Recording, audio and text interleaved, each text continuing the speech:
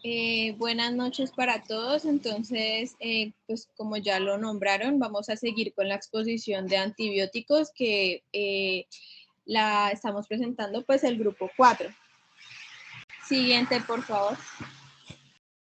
Bueno, para hablar acerca de antibióticos en cirugía, primero vamos a hablar un poco sobre las infecciones del sitio operatorio, que estas son básicamente infecciones que se presentan secundarias a algún procedimiento quirúrgico, ya sea en cualquier nivel anatómico en donde se vaya a realizar como tal la incisión o el procedimiento.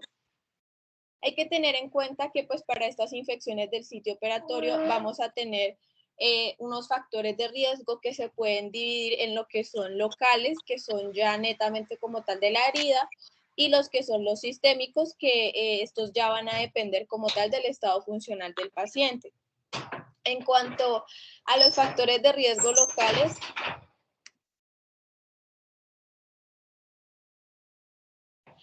perdón. En cuanto a los factores de riesgo locales, estos, como ya lo había dicho, hace referencia a la herida. Estos son básicamente los que se puede decir así, entre comillas, que son los manipulables, ya que depende, por decirlo así, de la técnica que...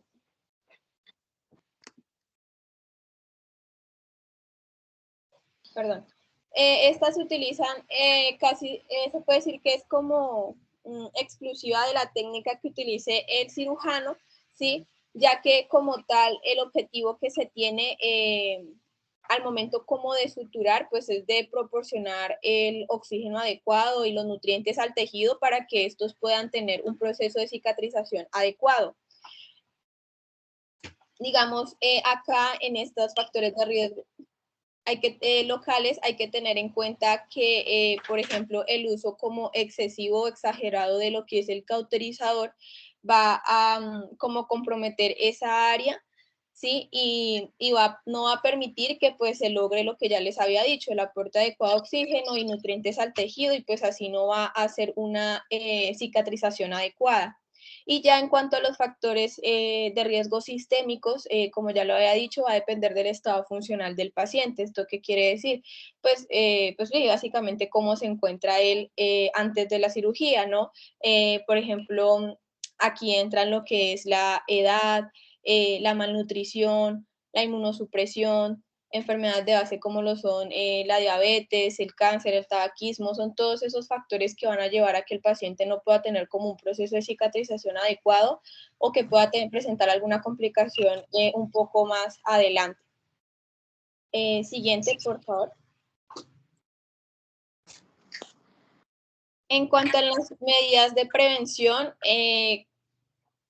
aquí hay que tener en cuenta que pues, los microorganismos van a o provienen de dos ambientes diferentes, uno exógeno y pues uno endógeno, en donde pues gracias a las medidas de lo que es antisepsia, esterilización y sepsia, se van como a reducir lo que son los microorganismos exógenos, y ya por medio de antibióticos profilácticos se va a disminuir lo que son los microorganismos endógenos, ¿sí?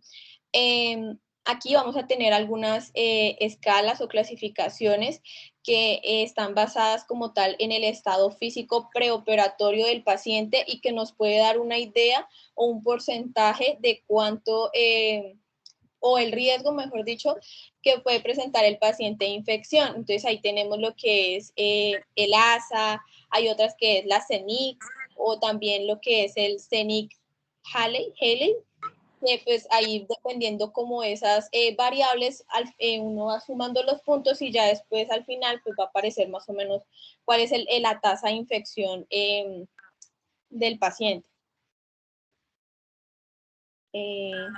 Siguiente, por favor.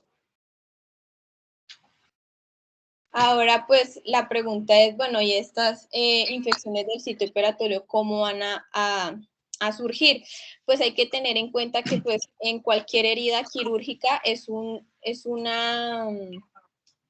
lugar en donde se produce una lesión y que va a requerir una cicatrización.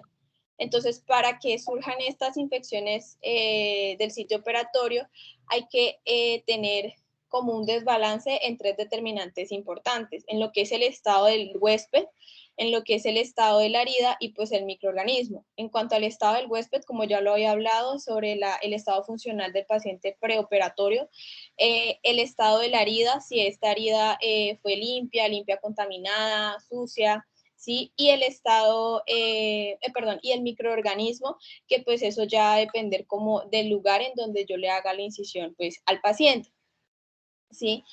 Eh, en cuanto pues a cuáles son esos microorganismos como que más podemos encontrar, pues hay un estudio que se realizaron en unas clínicas en Bogotá que demostraron que el Staphylococcus aureus era el que mayor porcentaje se presentaba en estas infecciones del sitio operatorio, seguido de las pseudomonas y de la Klebsiella. Pero pues, como ya lo había dicho, teniendo en cuenta como la localización del procedimiento, la flora bacteriana pues va a estar cambiando dependiendo pues el lugar. Siguiente, por favor.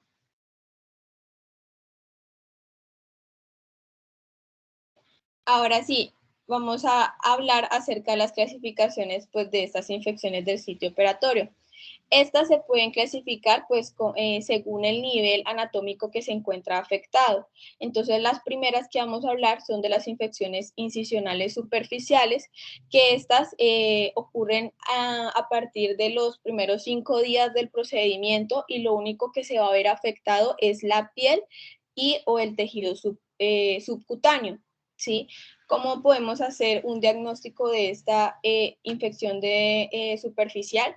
Pues primero que haya una secreción purulenta de la herida, también que el paciente muestre signos locales de infección como lo son dolor, inflamación, eritema, calor, ¿sí? También que en estos pacientes hay que tener en cuenta que pues el tratamiento es como más netamente lo que son limpiezas, pues, en donde pues lo primero que se tiene que hacer pues es abrir la herida, hay que hacerle curaciones y se cierra hasta que otra vez esa herida, hasta que pues la herida esté completamente sana. Doctora, permíteme un momento, perdona que te interrumpa. Este tema de infección del sitio operatorio, por lo menos esta parte que estás diciendo, hay que tenerla bien clara. Porque si ustedes se dan cuenta, en el proceso de cicatrización, la primera fase es la fase inflamatoria. ¿Listo? Y en esta es normal que haya eritema, calor, edema, o sea, todos los signos de una inflamación. Entonces, a veces se tiende a confundir esto con una infección del sitio operatorio. Eso que tú dices es claro, es después del quinto, a partir del quinto día. De pronto no a partir del quinto día, ya uno en la práctica diaria se da cuenta y es como que más, como que lo coloca más después de una semana. ¿Listo? Porque por lo general una herida que no se infecta a los 5 a 6 días ya está, por lo menos los puentes celulares ya están sellados, ya no hay inflamación y si la hay es muy leve, lo mismo con el eritema, el calor local. Entonces, después de esta semana, 5, 6, 7 días, es que vamos a hablar de una infección del sitio operatorio sí, sí existen todavía estos signos clínicos, porque muchas veces ustedes van a encontrar en la práctica diaria cuando ya sean médicos generales que pues el paciente se opera, ejemplo, el día de ayer o 2 días atrás y consulta pues porque tiene dolor, porque él piensa que todo está infectado, porque tiene eritema, porque tiene edema. Y es claro tener en cuenta el preguntar cuándo fue la cirugía para tener en cuenta cuándo ya ha pasado el proceso inflamatorio de la cicatrización, que es el primero. Otra cosa que hay que tener en cuenta, no sé si lo vas a hablar, pero pues ya que estoy hablando lo voy a decir, es la presencia de cuerpos extraños en la herida, que muchas veces no son cuerpos extraños sucios o cuerpos extraños que han quedado ahí por descuido o algo, sino que son cuerpos extraños que tienen que estar porque el procedimiento quirúrgico así lo requirió. Ejemplo, un tubo de tórax. Ejemplo, un catéter de diálisis peritoneal.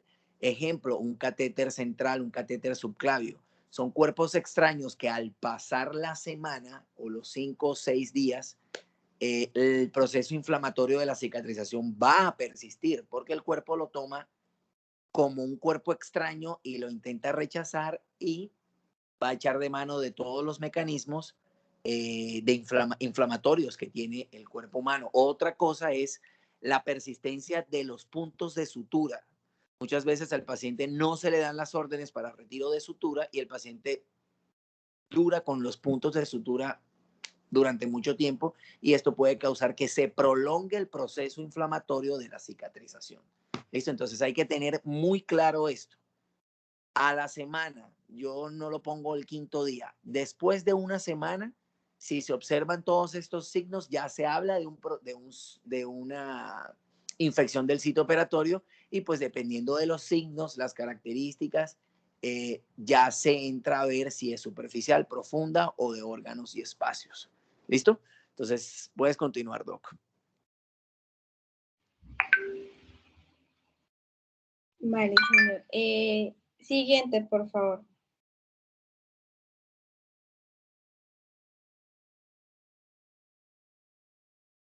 Bueno, ya hablando de lo que son la infección incisional profunda, esta, infección, esta se suele presentar después de los 7 días, pero acá hay que tener en cuenta que si el paciente le colocaron alguna prótesis, estas infecciones suelen manifestarse hasta un año después de la cirugía. Acá en este tipo de infección va a abarcar lo que son los tejidos más profundos, ¿sí? Lo que son la fascia o los músculos.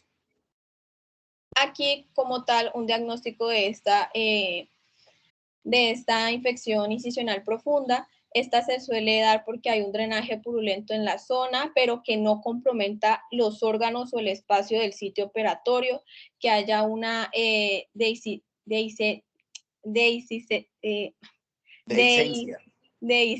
sí señor, de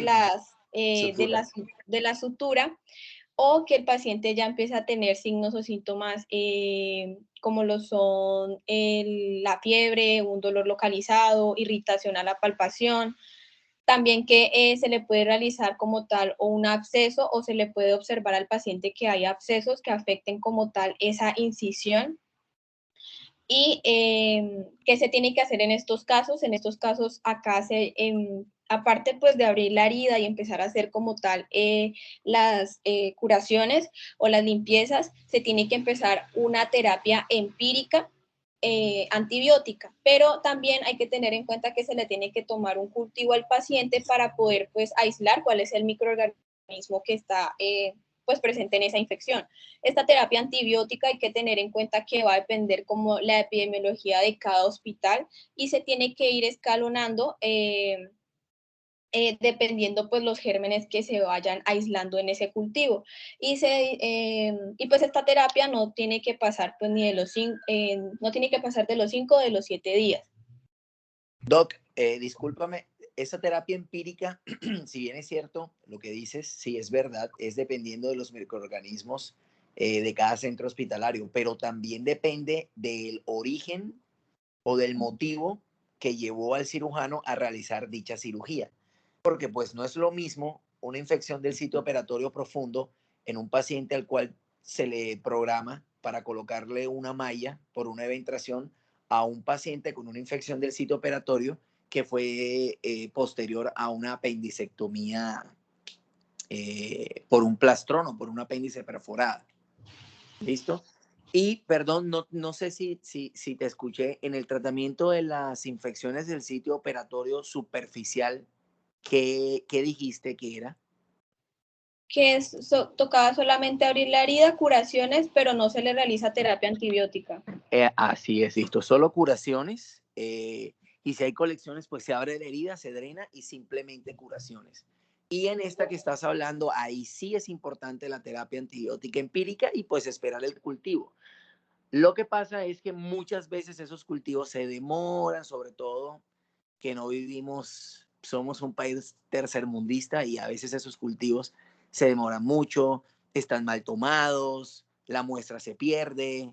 Entonces, esperar cuando ya el cultivo y el antibiograma ha salido, pues el paciente mínimo ya lleva 7 días de una terapia antibiótica empírica.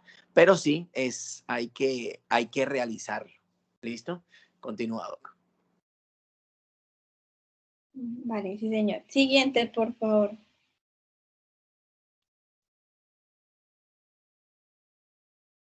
Bueno, ahora ya hablando de las infecciones del órganos y espacios, aquí lo mismo, estas pueden ocurrir a los 10 días posoperatorios, pues sí, después de los procedimientos, y pues acá también hay que tener en cuenta que si se le coloca alguna prótesis al paciente, hasta se puede presentar un año después de la cirugía. Aquí ya el nivel que va a estar afectado va a ser, como su nombre lo dice, el órgano o el espacio en donde pues se realizó como tal la cirugía. ¿Y cómo se va a hacer un diagnóstico de este? Lo mismo, un drenaje purulento a través pues de un dren, ya pues en el área del órgano o espacio relacionado. También acá se va aislar como tal el microorganismo que se encuentra pues en esta infección. También porque hay presencia de abscesos o es evidente la infección en el área de órgano o espacio relacionado, ya sea por alguna ayuda diagnóstica o por algún procedimiento exploratorio. Al igual que la infección profunda, en este también se tiene que realizar una terapia antibiótica que también por lo mismo tiene que ser empírica, se tiene que como tal aislar pues el microorganismo. Aquí en estos casos se tiene que realizar lo que es un drenaje quirúrgico o percutáneo, ¿sí? Y se dice también que la duración pues como tal de la terapia antibiótica no puede o no debe superar los 7 a los 10 días. Si por ejemplo se aíslan hongos, se tiene que utilizar lo que es fluconazol, 400 miligramos IV de dosis de inicio, y luego se va a administrar 200 miligramos IV cada 12 horas. Si por ejemplo toca cubrir lo que son los enterococos, pero estos presentan una sensibilidad a la ampicilina, se tienen que administrar 150 miligramos kilo al día, y estos se van a dividir en 4 dosis al día. Siguiente, por favor. Ahora, pues, ya dicho pues lo de las infecciones del sitio operatorio y todo eso, vamos a hablar como tal de los antibióticos profilácticos que se tienen como de elección. Pues hay que tener en cuenta que la profilaxis en lo que es la cirugía se entiende como la administración de antibióticos en ausencia como tal de una infección clínica evidente, con el objetivo como tal de reducir las complicaciones.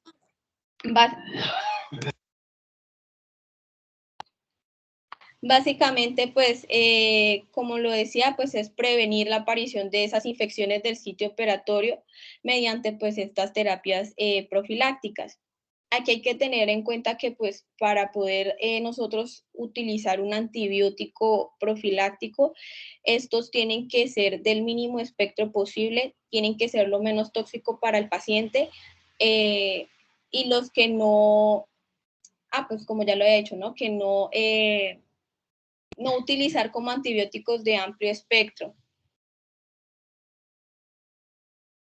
En cuanto a las vías de administración, pues estos antibióticos se prefieren, no, la anterior. Eso, gracias. En cuanto pues a las vías de administración, estas se prefieren pues por vía intravenosa, pero si se está haciendo una cirugía de colon, se prefiere tanto intravenosa como por vía oral.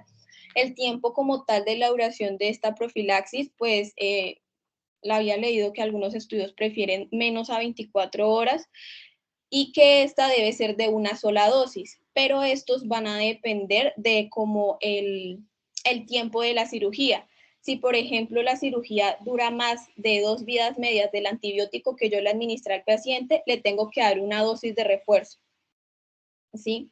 O otras situaciones en las que yo tengo que dar otra dosis son cuando los pacientes presentan quemaduras o cuando tienen una pérdida sanguínea de 1,5 litros.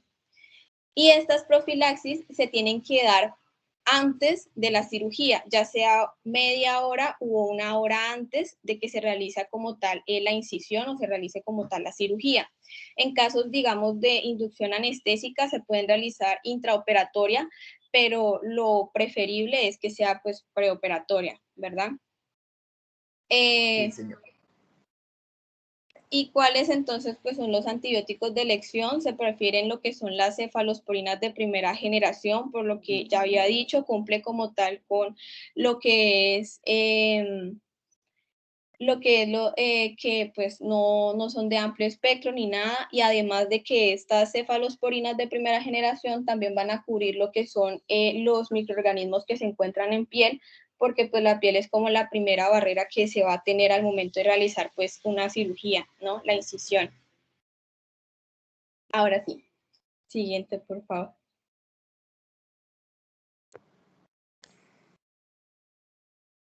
Ahora pues vamos a hablar un poco sobre algunas así cirugías en general, cuáles son como algunos antibióticos que se utilizan como de elección al momento pues de realizar estas cirugías. En cuanto a las cirugías cardiovasculares, pues se ha demostrado que las terapias antibióticas profilácticas reducen 5 veces la infección del sitio operatorio. Hay algunos estudios que dicen que hay que tener en cuenta a los pacientes que tienen un bypass cardiopulmonar porque en ellos se puede alterar como tal la distribución y la biodisponibilidad de los medicamentos, pero hay otros que dicen como que no se le tiene que modificar la dosis porque pues igual va a ser como el mismo efecto. Hay que tener en cuenta que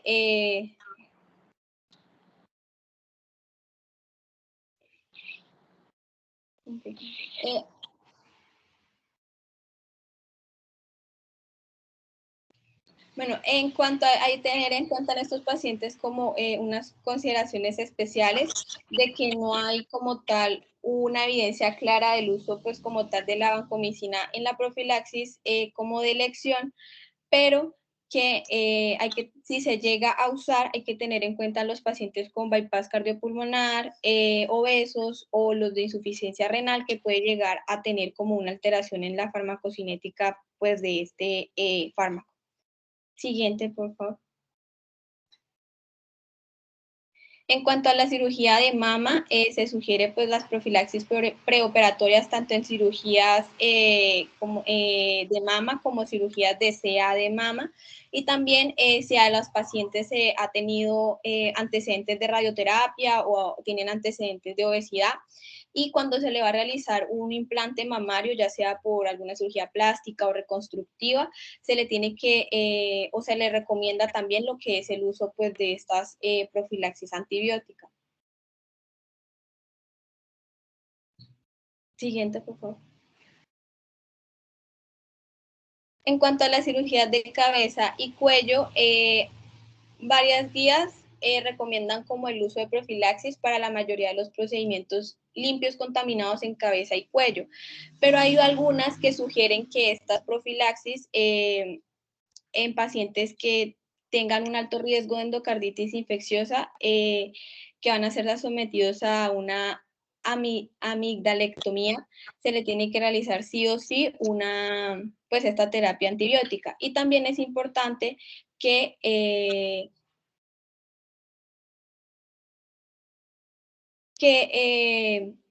no, o sea, como que hay alguna bibliografía que no demuestra que hayan regímenes de 24 horas. Hay unos que dicen que las terapias deben durar 24 horas y otros dicen que 3 o más días por ser en lo que, por tener riesgo de endocarditis, pero pues como que a la final no son muy claros en cuanto a su uso por el tiempo de esta terapia antibiótica.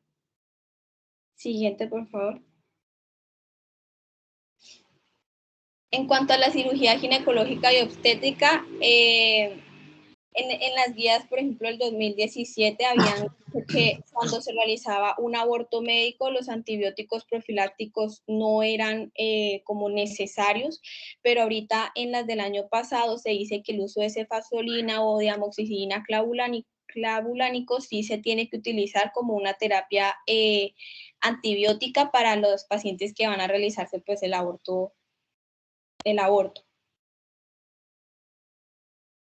Siguiente.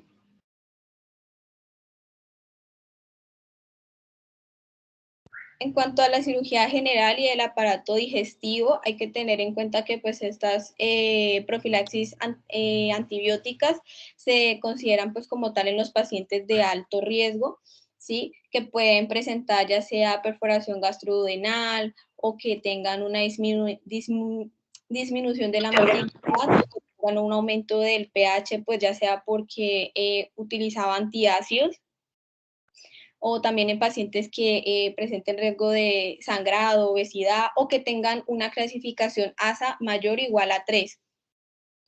En cuanto acá hablan sobre algunas pautas que son lo de la cirugía colorectal electiva, se dice que esta terapia antibiótica se tiene que realizar en 3 tomas, a las 19, a las 22 y a las 24 horas previas a la cirugía, y de no ser posible esas 3 tomas, solamente se le tienen que dar 2 tomas de esa terapia antibiótica, ya sea a las 19 o a las 24 horas previas. En cuanto a las colecistectomías laparoscópicas en pacientes de mayores de 60 años o que tengan una colecistitis reciente o una coleocolitiasis o una ictericia o una cirugía biliar, a estos pacientes se le tiene que administrar lo que es la terapia antibiótica.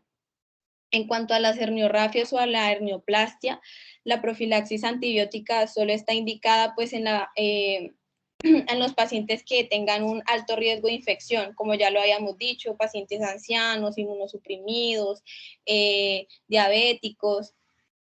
En cuanto, digamos, a los trasplantes hepáticos, por ejemplo, en caso pues de tener aislamiento de microorganismos multiresistentes o infecciones activas bajo algún tratamiento, se le tiene que aún mantener esa cobertura antibiótica pues frente a esos microorganismos que se le aislaron al paciente.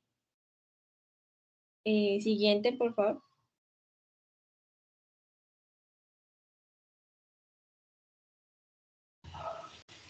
En lo que es la cirugía, bueno, esta es la cirugía general y del tracto gastrointestinal. Siguiente, por favor.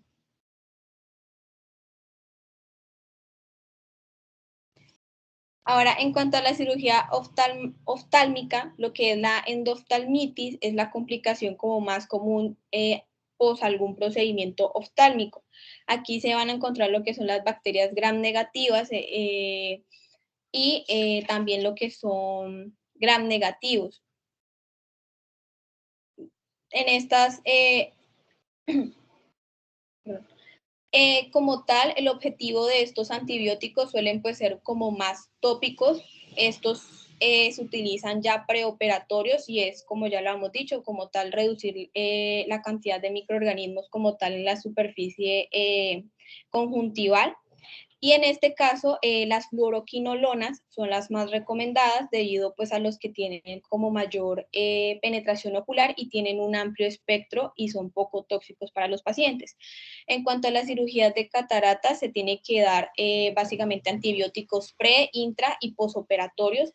En cuanto pues al preoperatorio, son antibióticos tópicos, como ya lo había dicho. Y lo que son posoperatorios, estos antibióticos tópicos solamente pueden durar de 5 a 7 días como tal para evitar alguna resistencia bacteriana en estos pacientes. Siguiente, por favor.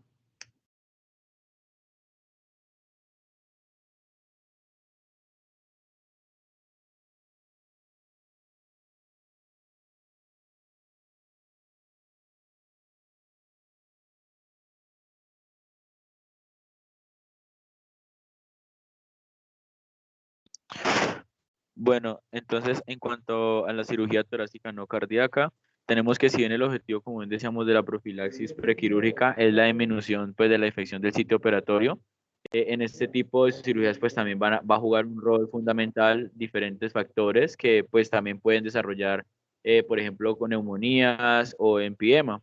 Entonces tenemos que hay algunos factores pues de riesgo independientes para el desarrollo de neumonías, como por ejemplo después de procedimientos torácicos, resección pulmonares extensas, colonizaciones bronquiales, eh, también infecciones intraoperatorias, EPOC, enfermedad pulmonar obstructiva crónica, índice de masa corporal mayor a 25, quimioterapia, pues que el paciente también sea de edad muy avanzada, por lo general se dice que mayor a 75 años, o pues como bien sabemos la enfermedad oncológica terminal que también vemos que pues hay una inmunosupresión.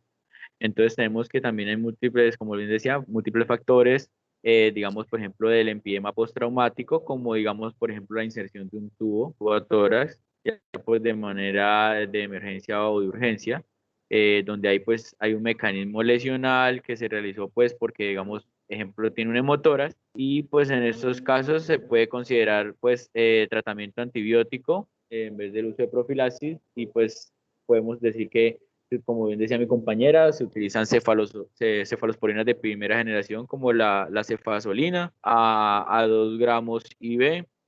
También se puede utilizar clindamicina o la gentamicina. Siguiente, por favor.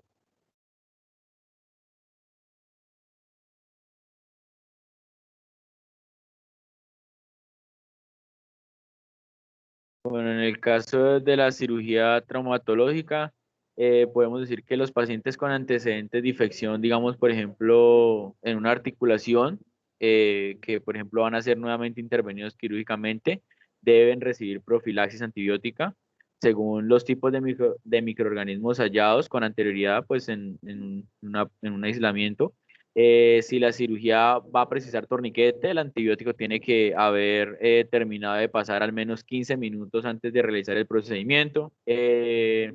Se debe administrar preferiblemente una dosis única prequirúrgica y en cualquier caso, pues no administrar nunca dosis posoperatorias múltiples de más de 24 horas de duración. En artroplastias de cadera y cirugías de columna vertebral, pues con alto riesgo de infección, también es recomendado añadir gentamicina 240 miligramos intravenosos, que es el tratamiento de elección y pues también es alternativo.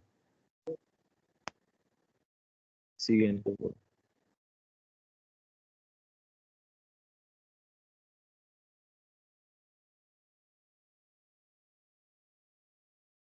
Bueno, en el caso de la cirugía urológica, es relativamente pues, frecuente la complicación infecciosa. También pues, se dice que luego de la biopsia transrectal por diferentes patógenos que ya bien sabemos y hemos visto que ya son resistentes a las quinolonas, la ciprofloxacino, la levofloxacino. Entonces, por tal motivo, pues debemos de considerar que de acuerdo pues a unos patrones locales de resistencia, el uso de alternativas como la cefalosporina de tercera generación, como por ejemplo la ceftriaxona, es una muy buena opción. Entonces, que también tenemos que ver que para los pacientes que vayan a ser intervenidos de litosis geniturinaria, o también nefrolitesis percutánea, cirugías retrógradas, resección extraurethral de vejiga, bueno, entre otras, se va a solicitar un cultivo de orina. En caso del cultivo positivo, pues se comenzará el tratamiento específico, pues dependiendo de los microorganismos. Siguiente, por favor.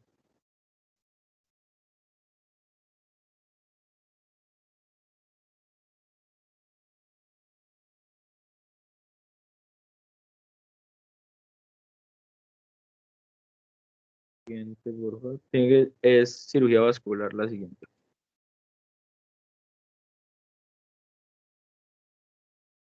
Entonces, en cuanto a la cirugía vascular, tenemos que pues las infecciones asociadas a procedimientos vasculares pues van a ocurrir con poca frecuencia, pero pues está demostrado que aumentan el riesgo de amputación y de mortalidad, entonces pues por lo cual es de suma importancia en el caso que se llegue a presentar. Está indicada en procedimientos que involucran colocación de material protésico y pues otros de alto riesgo como reparación de aneurismas, tromboendarterectomía y pues también en los bypass venoso.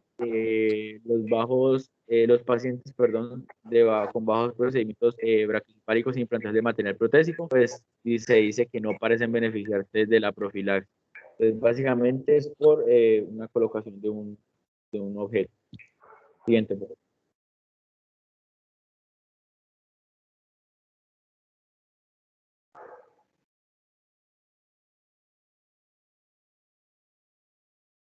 Entonces tenemos que en caso de la cirugía neurológica, pues el sistema de clasificación pues para neurocirugía divide los procedimientos pues en 5 categorías también. El limpia con cuerpo extraño, el limpia contaminada, en contaminada y pues en sucia.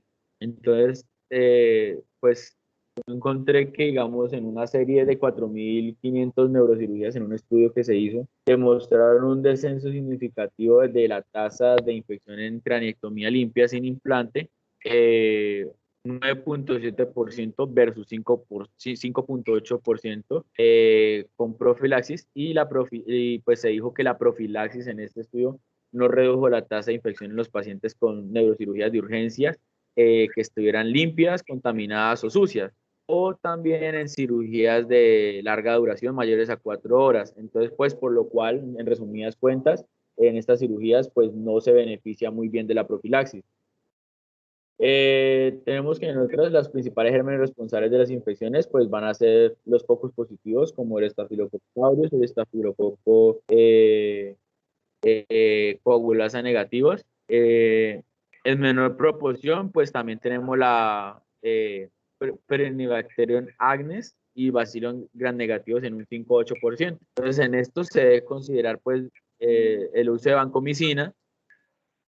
Básicamente, sí, pues en este siguiente, por favor.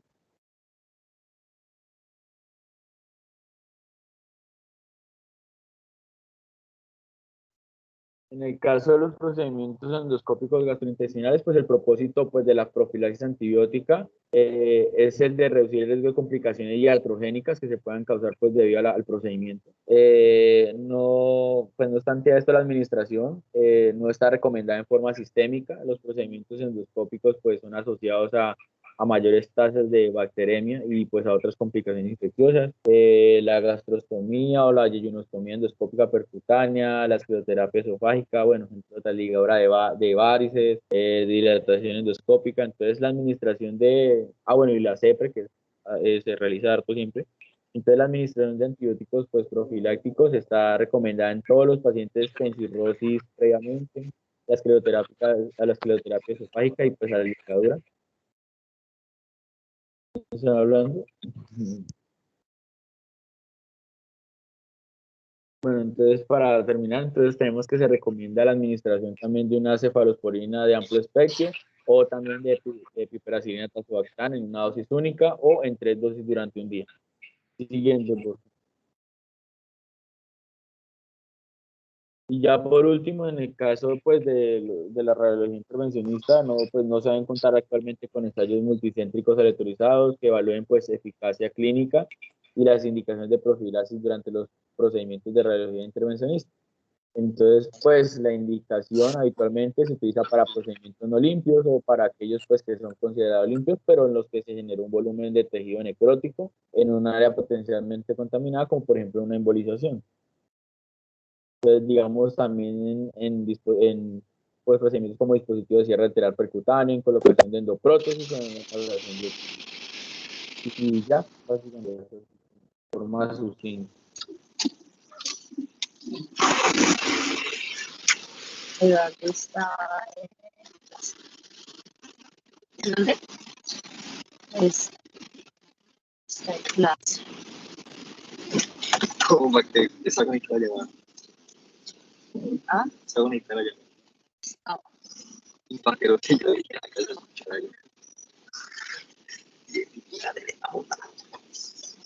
Cari verga.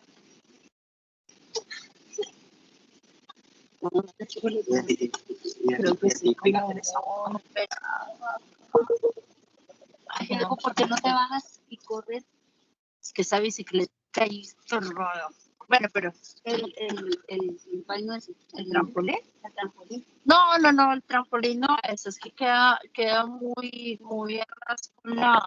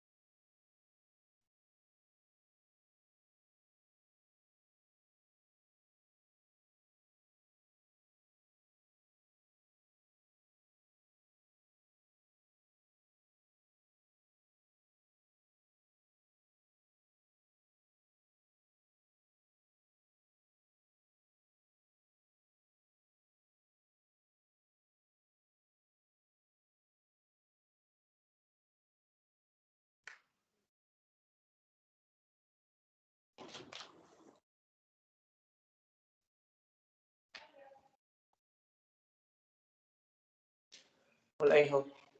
Doctores, ¿están ahí? Sí, señor. Yo les expliqué y les hablé y no me di cuenta que tenía el micrófono apagado. No sé si escucharon, ¿no escucharon? Yo no sé si tenía el micrófono apagado o encendido, no entiendo. Doctor, esa parte no la escuchamos, la verdad. Entonces yo no sé cómo se apagó esta cosa, mano, porque yo lo tenía encendido. Bueno, listo. Les decía lo siguiente, que si se dieron cuenta, los antibióticos profilácticos en casi todos los tipos de cirugía, llámese oftalmológica, torácica, laparoscopia, endoscópica, cirugía general, la elección es la cefalosporina de primera generación. Y lo que se busca con los antibióticos profilácticos es que el paciente, cuando vaya a ser intervenido o en el momento en que se realice la intervención quirúrgica, tenga concentraciones mínimas inhibitorias del antibiótico en sangre, pues para impedir la proliferación bacteriana y pues en sí la profilaxis que se va a hacer, evitar infecciones. Y también les dije que con base al tratamiento de las infecciones del sitio operatorio, me está llamando Nicolás, que no escuchan, o si están escuchando. Sí, Sí, doctor. doctor. Sí, Doctor. Es que está entrando una llamada, pero no sé cómo se maneja esto. Bueno, si me escuchan no importa. El otro que les decía era que las infecciones del sitio operatorio, las de órganos y espacio, es dependiendo de la clínica del paciente. Si se requiere hacer una reintervención, pues dependiendo si el paciente presenta signos de irritación peritoneal y que con el advenimiento de la radiología, sobre todo la radiología intervencionista, pues uno tiene más facilidad para saber en qué lugar está la colección y el tamaño de la colección para saber, unido a la clínica del paciente, si requiere reintervención o si requiere simplemente de un drenaje percutáneo guiado por imagenología, ya sea ecografía o tomografía, que la gran mayoría de veces siempre se drenan se realizan drenajes percutáneos. A no ser que el paciente tenga signos de irritación peritoneal, un abdomen agudo, signos de SIDS, taquicardia, taquipnea, fiebre, entonces ahí sí uno realiza una intervención quirúrgica. Y también les decía que pues sí, que la exposición estuvo buena en cuanto a los antibióticos, que de pronto se alargaron mucho en hablar de los antibióticos en neurocirugía, oftalmología, hubieran hecho como que un resumen más bien de las cirugías más frecuentes. Pero sí, en resumidas cuentas, todo estuvo bien. Entonces, ahora, ¿con cuál tema seguimos? Paciente ictérico, doctor. Listo, pues. Y este tema que acabamos de dar era la continuación de la primera clase que yo les di. Sí, señor. Dios mío, entonces esa clase iba a durar como unas 2 horas y media, porque en esta se demoraron. Listo, entonces empecemos. Igual ustedes no tienen clase ahora a las 8, creo que tenían una clase ahora más adelante, pero me dijeron que ya con ese docente habían terminado todo. No, ya no tenemos, doctor. ¿Ah? No, ya no la tenemos. Bueno, listo. Entonces sigamos con síndrome ictérico. ¿Cuántas diapositivas acá son?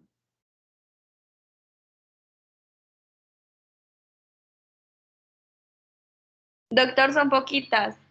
Bueno, dale, no importa, yo tengo todo el tiempo disponible. Bueno, Empecemos. Dale, empecemos. buenas noches. Nosotros somos el grupo número 7, que está conformado pues por Carol Ocampo, Aleja Perea, Aleja Murcia, Angie Ortiz y Wilson. Y pues les vamos a hablar sobre síndrome ictérico. Listo. Siguiente.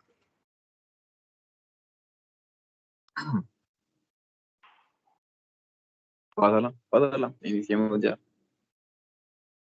Bueno, entonces primero, la ictericia, o que la definición de la ictericia es la coloración amarilla pues de la piel, las escleras y las mucosas debido pues al incremento de la bilirrubina sérica.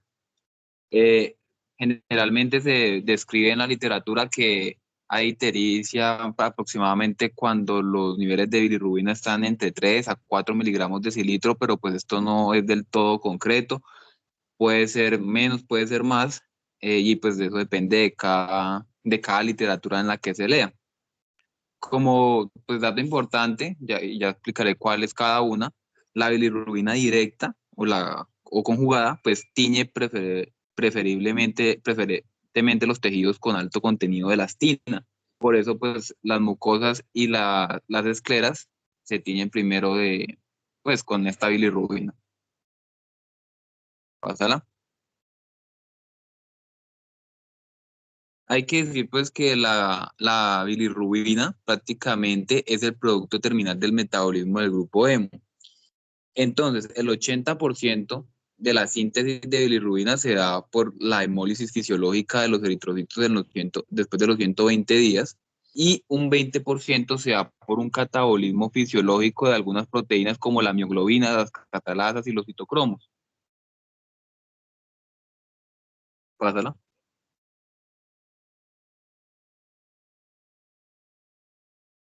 Bueno, este cuadro prácticamente explica todo lo que es el metabolismo de la bilirrubina. Entonces, pues, iniciemos desde el eritrocito, que tiene pues una vida media o aproximada de 120 días. Cuando se cumplen estos 120 días, pues este va a pasar a lo que es el vaso, donde está el sistema reticuloendotelial o sistema mononuclear fagocítico. Y aquí la hemoglobina pues se va a dividir en el grupo hemo y la globina. La globina es una proteína, entonces pues se va a desintegrar en lo más básico, que son los aminoácidos, y el grupo hemo, gracias a la hemooxidasa, se va a transformar en monóxido de carbono, en biliverdina y además en hierro. El hierro pues que se produce va a pasar a la sangre con su transportador, que es la transferrina, y la transferrina la va a transportar al hígado y a la médula roja para pues que siga siendo más eritropoyesis, y en el hígado se va a almacenar gracias a la ferritina. La biliverdina, que es el otro producto del grupo hemo, o que se forma después de la hemoxidasa, se va a transformar gracias a la biliverdina reductasa en bilirrubina no conjugada. Esta bilirrubina no conjugada es insoluble. Entonces, pues ella no puede estar en la sangre sola. Entonces necesita un transportador y ese transportador es la albúmina. La albúmina la lleva hasta el hígado y en el hígado, gracias a la UDP-glucuronil transferasa, la bilirrubina no conjugada se va a transformar en bilirrubina conjugada. Esta conjugación se da generalmente el 80% por ácido glucurínico, el 10% por ácido sulfúrico y el otro 10% por otras moléculas de menor importancia. La bilirrubina conjugada pasa a lo que es el intestino y gracias a la acción bacteriana se va a transformar en urobilinógeno. Este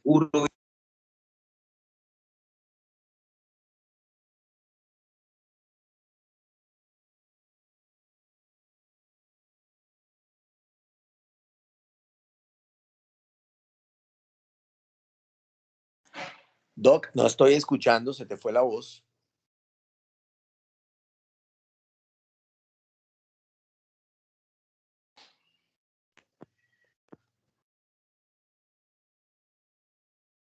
Bueno, aló. Sí. Chicos, ¿ustedes escucharon o fui yo el único que me perdí? No, creo que sí se cortó. ¿Dónde quedé, Doc, ahí? Quedaste por la bilirrubina conjugada que se transforma en urobilinógeno, estercobilina. Ok. Entonces, la bilirrubina conjugada, gracias a la acción bacteriana, pues del intestino, la acción bacteriana normal, se va a transformar en urobilinógeno. Este urobilinógeno, el 80% se va a oxidar y va a dar la estercobilina, que es la que le da el pigmento a las heces. El 20% restante del urobilinógeno, pues se va a reabsorber y el 18% va a pasar a circulación hepática y el 2% se va a ir a la circulación sistémica y va a llegar al riñón donde va a hacer urobilina que le da el pigmento a la orina. Esa es prácticamente todo el transporte, todo el metabolismo de lo que es la bilirrubina. Pásala.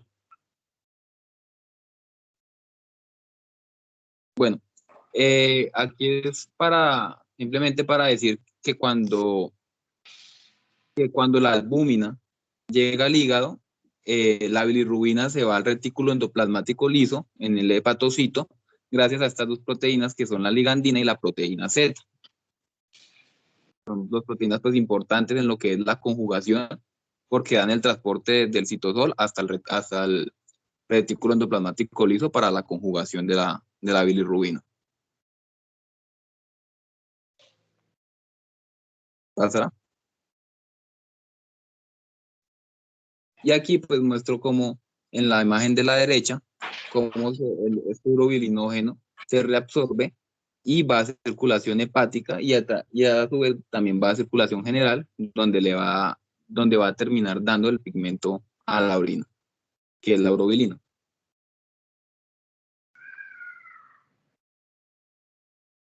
Ya, pásala.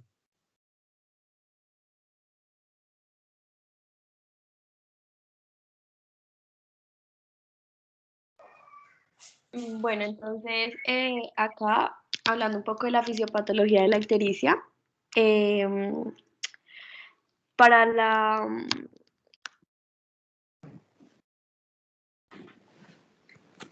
bueno, entonces la bilirrubina conjugada, pues hay que decir que es hidrosoluble, que esta se deposita preferentemente en la conjuntiva, en el velo del paladar y en los vasos sanguíneos y que además pues se filtra por el riñón. Por este motivo, digamos que el caso de hiperbilirrubinemia conjugada, pues aparece lo que es la coluria. En caso de obstrucción biliar completa o incompleta, pues se va a observar una decoloración total, que es la colia o parcial hipocolia de las heces. Entonces vemos que esta no es tóxica, que no está unida a proteínas, que es hidrosoluble, que se excreta por la orina, que se excreta hacia la vía biliar. Y también pues tenemos la bilirrubina no conjugada, esta es liposoluble, se deposita en la piel, en las mucosas, pero pues que esta, a diferencia de la otra, no puede filtrarse por el riñón. Digamos que por este motivo, cuando se eleva su concentración plasmática, pues no se va a observar la coluria. Entonces, esta sí ya va a ser tóxica, esta se va a unir a lo que es la albúmina, que esta es liposoluble, esta no se va a excretar por la orina y no se va a excretar hacia la vía biliar. Siguiente. Bueno, entonces acá tenemos algunos signos y síntomas que están presentes en el síndrome ictérico, como lo es la coloración amarilla de la piel, las mucosas y las membranas. Además, la coloración amarilla de las escleras, también pues el paciente puede presentar prurito, dolor abdominal, pérdida de peso, vómitos, náuseas, fatiga, coluria, fiebre, puede tener debilidad general y pues pérdida del apetito. Siguiente.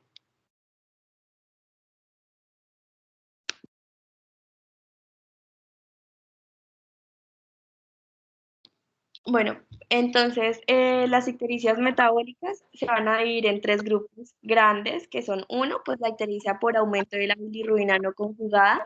Estas son poco frecuentes y aquí tenemos que lo más prevalente es el síndrome de Gilbert.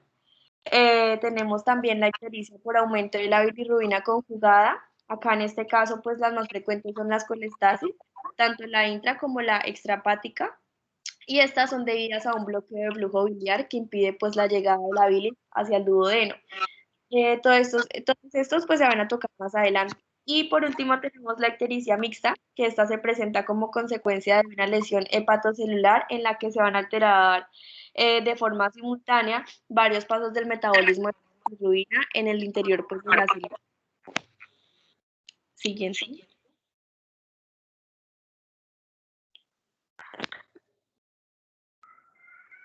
Bueno, entonces tenemos el síndrome hemolítico. Acá en la hemólisis existe un exceso de producción de la bilirrubina no conjugada debido a la destrucción intravascular o extravascular de los hematíes circulantes.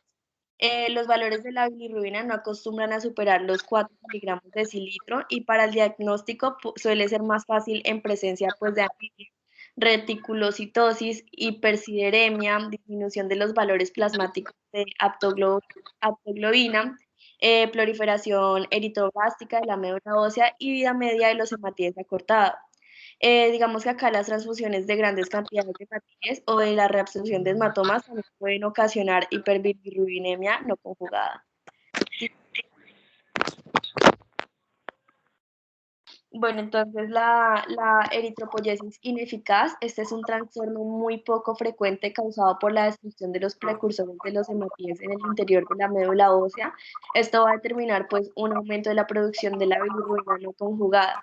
Para el diagnóstico nos vamos a basar en la normalidad de la vida media de los hematíes, en el aumento de la acideremia y en la aceleración del ciclo metabólico del hierro. Siguiente. Bueno, acá tenemos un diagrama que va a representar las causas y lo que se suele encontrar pues en cada una de ellas, como anteriormente ya lo nombré. Ya, y pues cabe resaltar que lo de la enfermedad de Gilbert y la enfermedad de Krieger-Najjar, más adelante lo hablamos. Siguiente.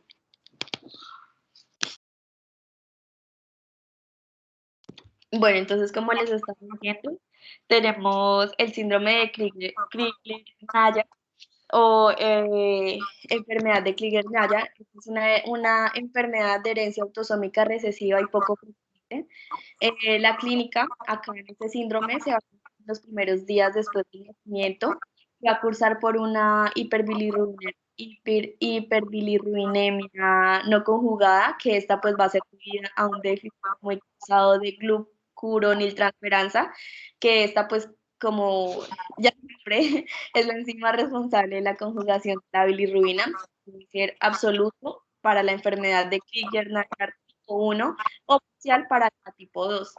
Entonces, en la tipo 1 vamos a tener que esta se debe a una mutación a la glucoliniltransferasa que va a ocasionar pues una completa inactividad de esta enzima. Por consiguiente, no se va a detectar la bilirrubina conjugada ni en la bilis ni en la sangre. Acá los pacientes, digamos que pueden alcanzar cifras muy elevadas de bilirrubina no conjugada, hablando de más o menos 30 miligramos de decilitro, si no estoy mal. Y los pacientes acá tienden a fallecer antes del primer año de vida o pueden llegar a tener ictericia nuclear o kernicterus. Y en el tipo 2,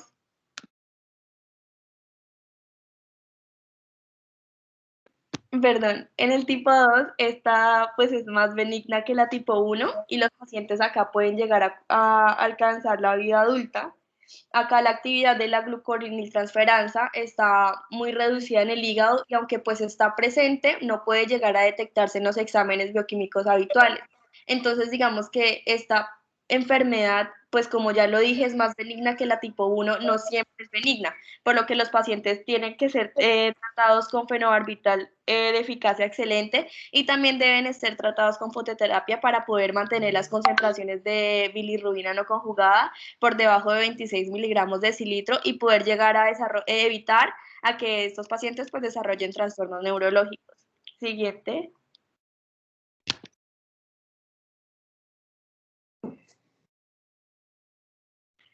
Bueno, entonces acá tenemos un cuadro con las principales características de las ictericias metabólicas hereditarias con hiperbilirrubinemia no conjugada. Entonces acá tenemos características, perdón, para el síndrome de Kriller-Najar, tipo 1, tipo 2 y para el síndrome de Gilbert, que ya se los voy a hablar. Siguiente.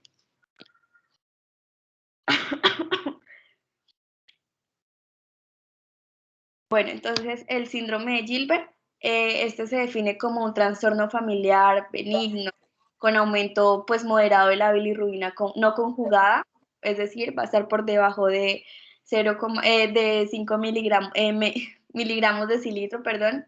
Este síndrome no va a cursar con hemólisis y la función y la biopsia hepática pues pueden resultar normales. Es muy frecuente y pues puede afectar del 2 al 5% de la población. Este se hereda de forma autosómica recesiva y se le ha imputado a una mutación en el gen promotor de la glucuroniltransferasa, que pues va a ocasionar un descenso notable de la actividad enzimática.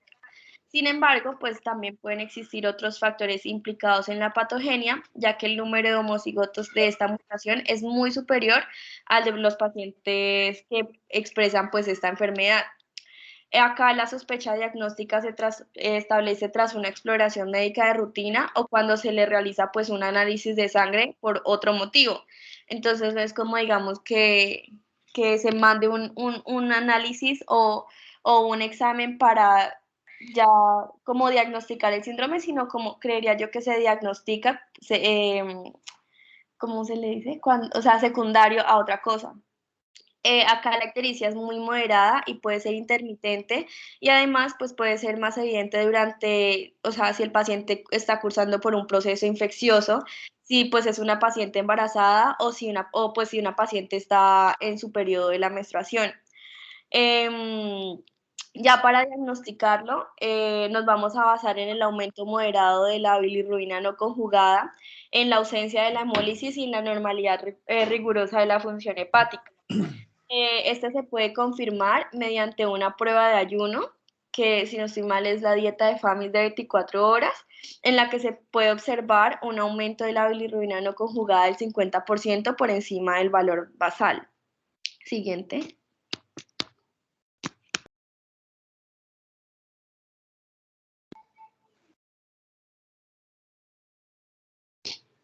Bueno, entonces para la colestasis, acá todas las causas. Doc, permíteme un momento. Ya hablaron entonces de las patologías asociadas a a la hiperbilirrubinemia no conjugada. Listo, ahí vi que hablaron del síndrome de Kriller-Najar, el tipo 1 y el tipo 2.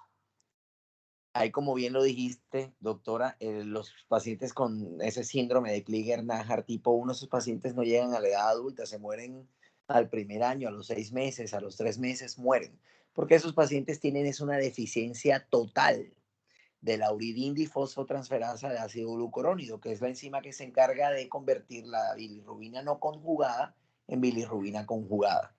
Entonces, tras la ausencia de esa enzima, el paciente no va a poder convertir su bilirrubina no conjugada a bilirrubina directa. El tipo 2, sí hay uridindifosfotransferasa de ácido glucurónido, pero esta enzima actúa de manera deficiente y es escasa.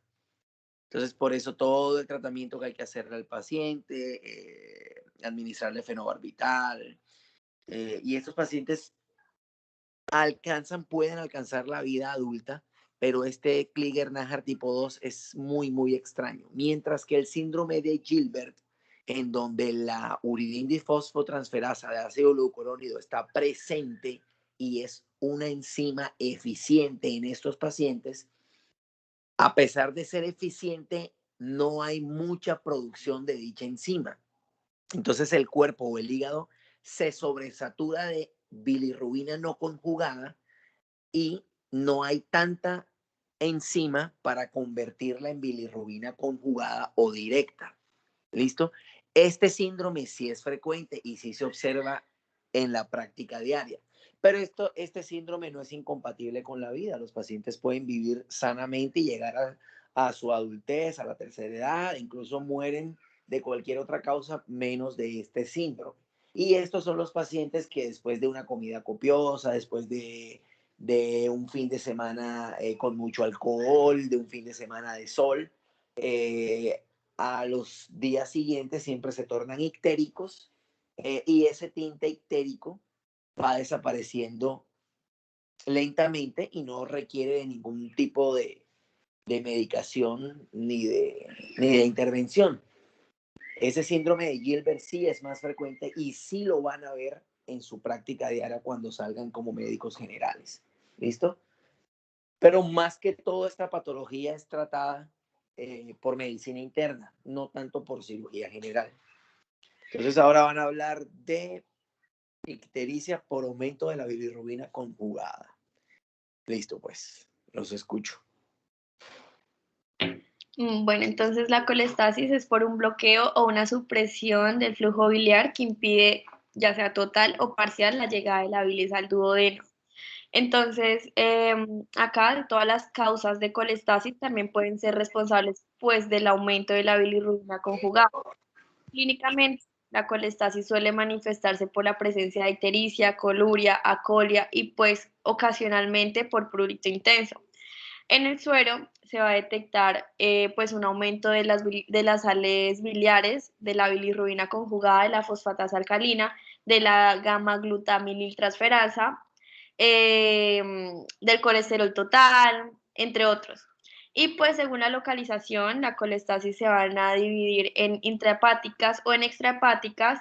También se pueden, digamos que clasificar cronológicamente como agudas y crónicas y pues desde el punto de vista etiológico pueden ser debidas a una amplia variedad de causas, como lo podemos ver en las tablitas que se encuentran ahí.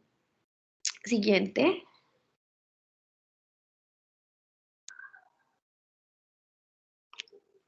Y bueno, entonces acá tenemos el síndrome de Dubin-Johnson, que este es poco frecuente, se hereda de forma autosómica recesiva y consiste en un defecto hereditario del transporte intrahepatocitario de la bilirrubina conjugada y de la bromosultaleína, perdón. Así también como se considera pues una alteración del metabolismo de las coproporfinas. Pues esto en la excreción urinaria del 90% del isómero 1. Acá hay una mutación del gen responsable del transporte pues, de la bilirrubina y de otros aniones orgánicos a través de la membrana canalicular del hepatocito. Los valores plasmáticos de la bilirrubina conjugada van a oscilar de entre 2 y 5 miligramos de decilitro, siendo pues las pruebas de función hepáticas normales. Acá, o sea, en este síndrome la biopsia hepática no suele ser necesaria, pero en caso de realizarla puede presentar un típico pigmento negruzco centroliliar. Y también pues tenemos el síndrome de Rotor. Este se trata de un trastorno pues ya muy poco frecuente de tipo familiar que también se hereda pues autosómica recesiva y que se va a caracterizar por el aumento de la bilirrubina conjugada de tipo fluctuante. acá en este caso los pacientes van a ser asintomáticos y el aclaramiento de la bromosultaleína va a ser normal. Va a existir, pues acá sí va a existir un incremento de la eliminación urinaria de las coproporfirinas, no como en el caso anterior, con un ligero aumento de la proporción de isómero 1 frente al isómero 3. Sabía que la chica no tenía vueltas y yo siempre. Pasa la Aleja.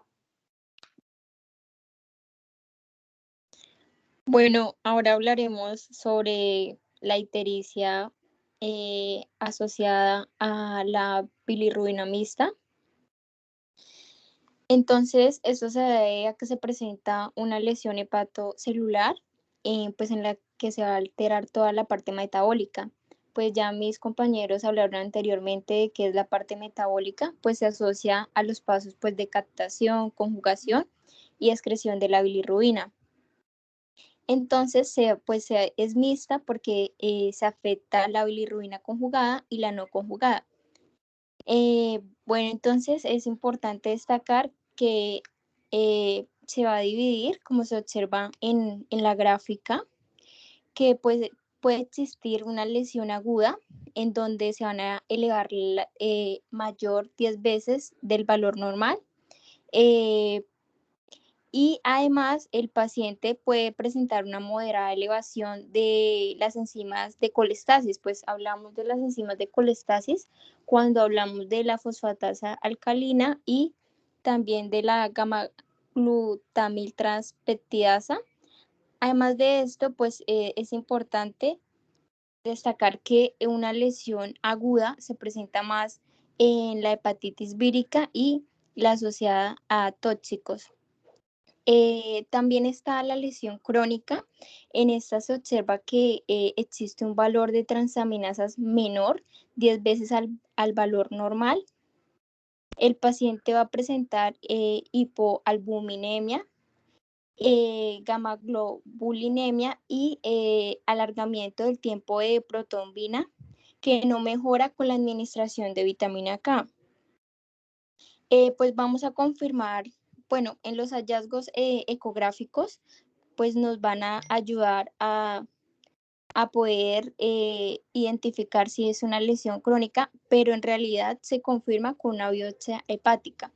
Y la lesión crónica se asocia más a cirrosis y hepatitis crónica. Siguiente.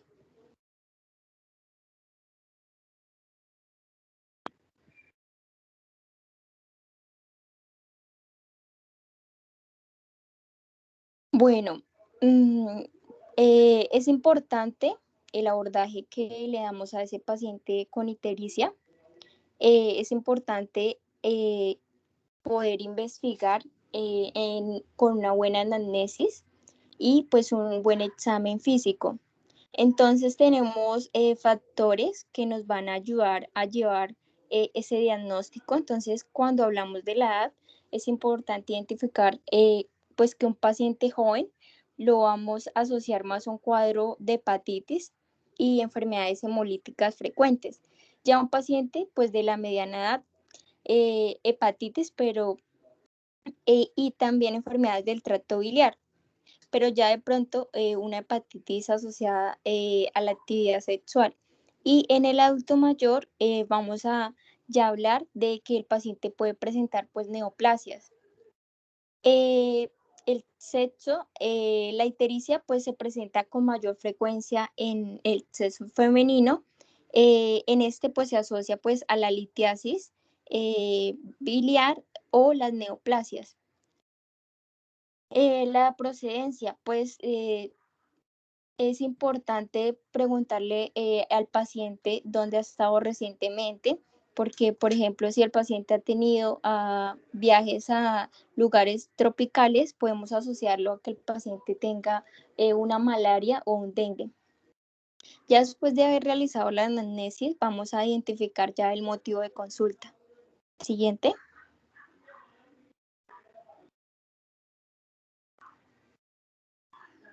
Bueno, ya el paciente pues nos va a hablar de algunos síntomas que está presentando.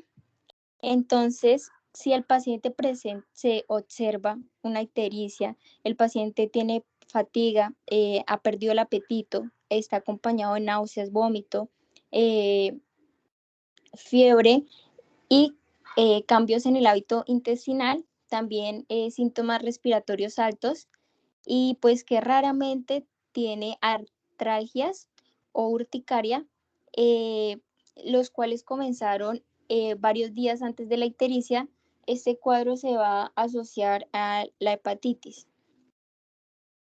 Pero ya si el paciente pues presenta, además de tener la ictericia, presenta un dolor abdominal tipo cólico en hipocondrio derecho, pues que se agrava a la ingesta de comidas grasosas, pues lo vamos a asociar a una colecistitis aguda o una coledocolitiasis. Ya pues, si el paciente además presenta ictericia y vemos que tiene pues la tríada de Charcot, pues lo vamos a asociar a una colangitis. Siguiente.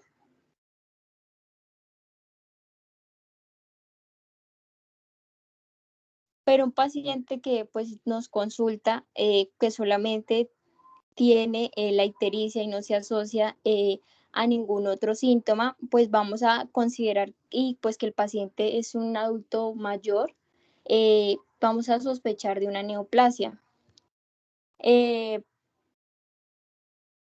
Y pues en la literatura se hablaba de que si el paciente presenta prurito previo al inicio de la ictericia, pues debemos considerar una cirrosis biliar primaria. La acolia nos orienta al diagnóstico de obstrucción de la vía biliar. En cambio, la presencia de heces grises nos asocia a ese signo de Thomas, pues que nos va a sugerir un cáncer de la ampolla de Vater. Siguiente.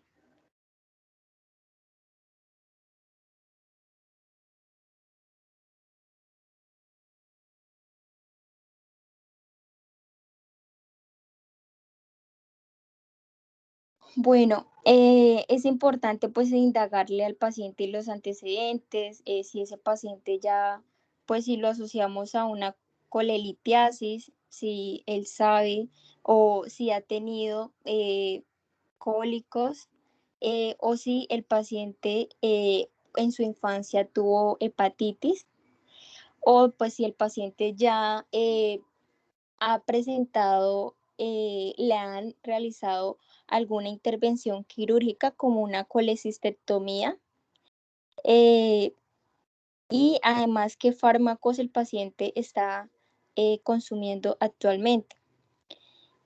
Bueno, el examen físico es muy importante, pues desde que llegue nuestro paciente observar su parte facial y pues me pareció muy interesante que pues existen diferentes tipos de ictericia. Encontramos la de, se va a observar un color amarillo, entonces lo podemos asociar a un proceso hemolítico. La que ya es una ictericia más verde, ya es procesos obstructivos por cáncer y color bronce o café, pues ya se asocia a patologías crónicas como lo es la cirrosis. Pues es importante siempre que examinemos a nuestro paciente la palpación del abdomen, pues vamos a observar que pueden llegarse a presentar hepatomegalias y pues estos hallazgos nos pueden llegar a orientar en muchos casos a unas hepatopatías crónicas o algún cáncer de hígado. Y pues es importante el signo de Courvoisier-Terrier realizarlo. Siguiente.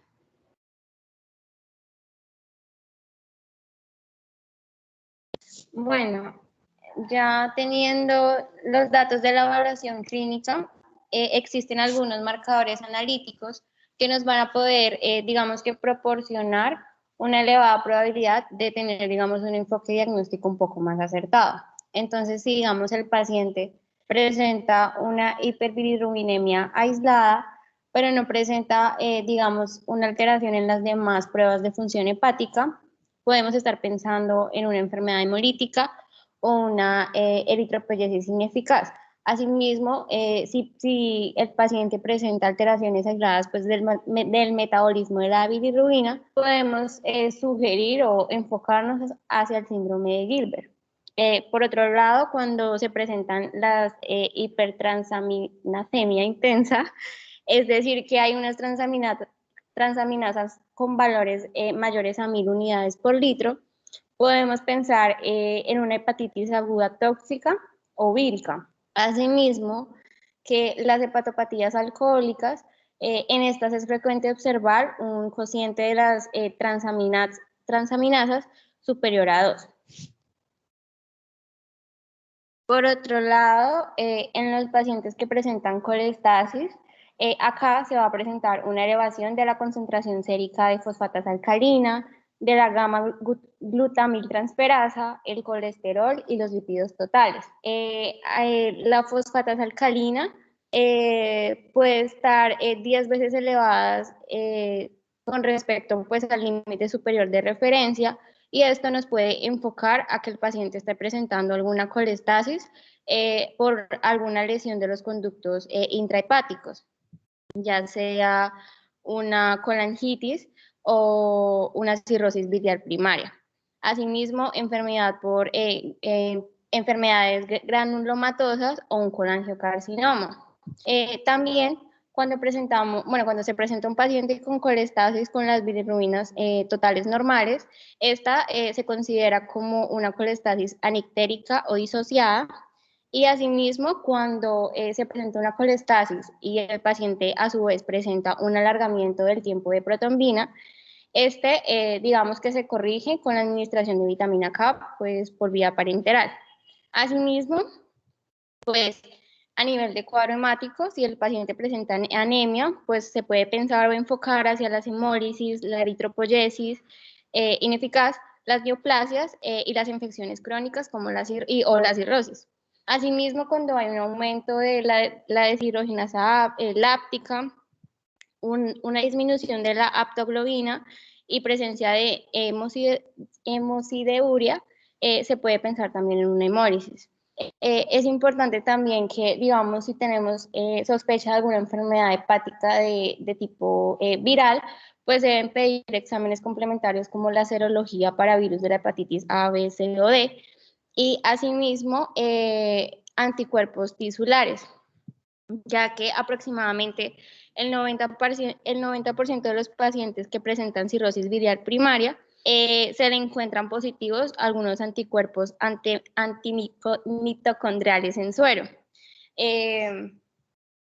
Ya a nivel de las exploraciones complementarias, pues en la literatura nombran bastante la ecografía abdominal, ya que pues es un examen accesible y asequible, y también pues es uno de los exámenes que nos va a permitir apreciar en más del 95% de los casos una dilatación de la vía biliar en los casos de colestasis extrahepática.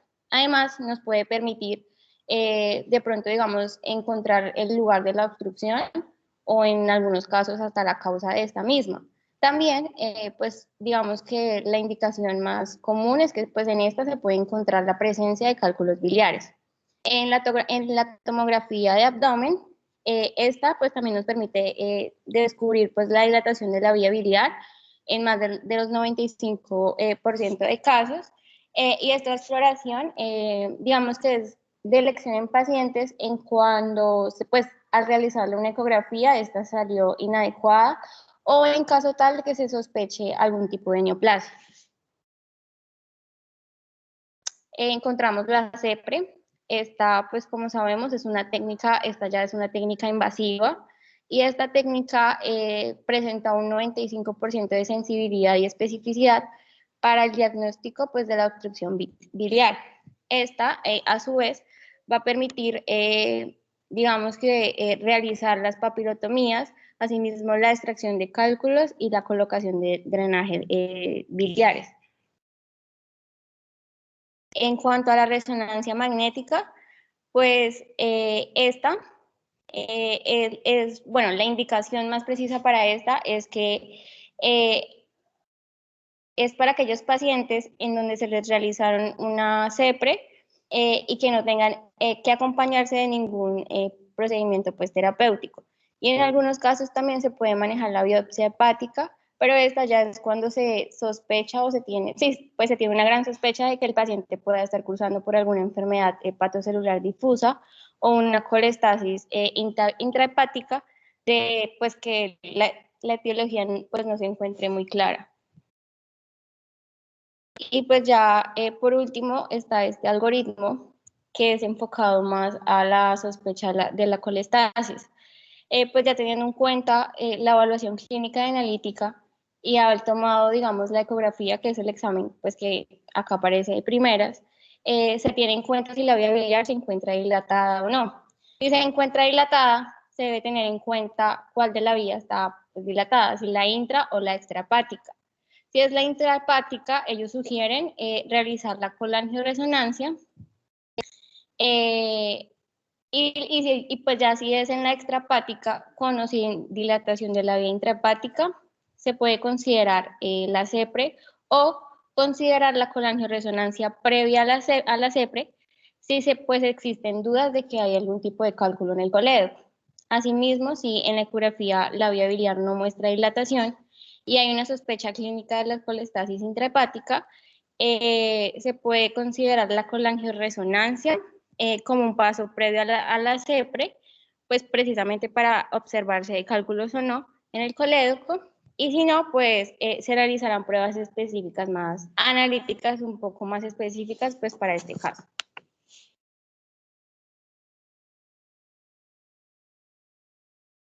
Y ya. Gracias. Estuvo excelente esa exposición. No tengo nada que decir, a menos de que ustedes tengan alguna pregunta, porque estuvo bien hecha. Y ese tema es enredado cuando se tocan esos síndromes autosómicos recesivos y esos genes y esa cantidad de enzimas que uno se las aprende, se las estudia, pero más adelante ya uno se las pregunta y ya uno ni se acuerda. Pero estuvo bien. No sé si tengan alguna pregunta.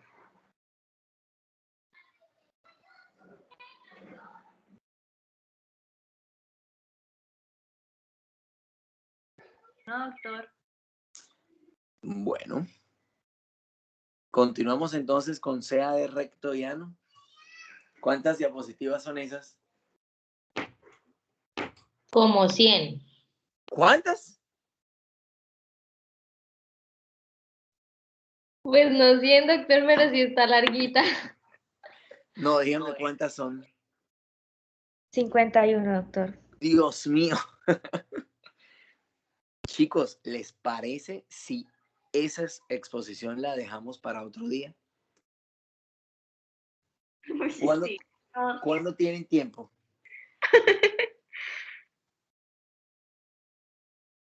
¿Cuándo tienen tiempo? Doctor, Es que, tocaría revisar porque para estos días ya tenemos unas reposiciones de clase programadas. pero ¿hay posibilidades o no hay? Porque si no hay, pues hagamos la hora, pero yo sé que ya a esta hora muchos están ya que se duermen detrás de las pantallas del celular. Y 50 y pico de diapositivas ahora, ¿qué tanto van a hablar?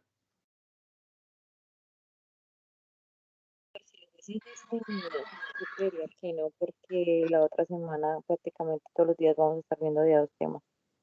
Todos los días. Sí, la otra semana sí, señor. ¿Cuándo salen ustedes? ¿O cuándo tienen el parcial? El Lo último. tenemos el 6. ¿El qué? El 6. 6 de diciembre. Sí, señor. Pero de aquí al 6 de diciembre hay mucho tiempo. No se puede sacar es la única clase que les hace falta conmigo. Sí, doctor, pero con los otros docentes tenemos 9 pendientes. 9 clases pendientes. Sí, Pero doctor, por eso, de lamentablemente. aquí al 6 de diciembre no habrá un espacio. que ustedes me digan y podamos ver ese tema. Bueno, doctor, podríamos mirar la otra semana, a ver cómo podemos coordinar, igual así como hoy. Sí, yo creería que sí. Sí, igual es que es una exposición algo extensa y ya para esta hora sí es mejor dejarla para otro día. La Sí, yo verdad, también sí. tengo que hacer algunas cosas acá. Tengo que hacer algunas cosas acá y no pensé que iba a ser tan larga esa exposición. Entonces, no, sí, dejémosla y miramos a ver qué día que puedan ustedes. La hacemos, me comprometo en dárselas. Es la única clase que me falta para estar a paz y salvo con ustedes. Y yo se las doy. No, ¿Listo? listo, doctor. Listo, perfecto, no se preocupen. Entonces la otra semana miramos qué día podemos coordinar. Listo. Yo cuadro entonces cuadro con Alejandra entonces y ahí les estamos avisando, ¿vale?